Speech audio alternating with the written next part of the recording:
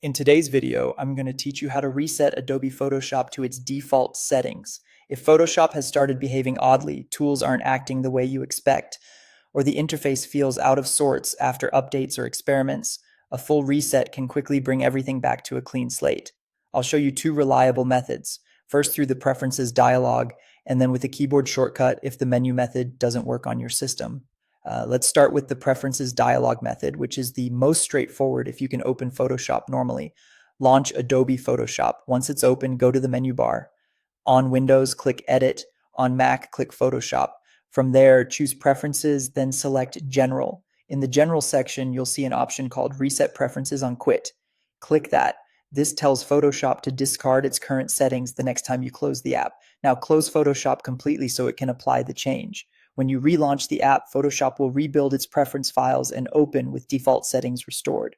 What does that mean for you? Your panels, workspace layout, and many preference choices return to their original state, which often clears up glitches and unexpected behavior. It does not delete your documents or uninstall the application, but be aware that customizations like tool settings and interface tweaks will revert, so you may want to reapply them after the reset. If the preferences option isn't accessible or doesn't seem to take effect, use the keyboard shortcut Reset.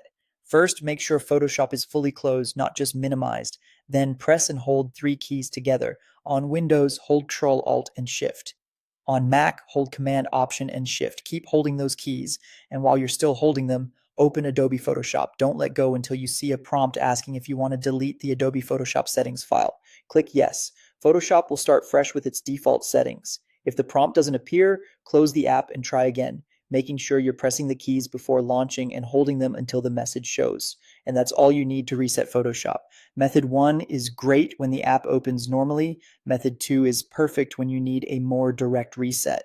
If this tutorial helped you get back on track, don't forget to like the video and subscribe for more clear, no-nonsense Photoshop tips and tutorials. Thanks for watching, and I'll see you in the next one.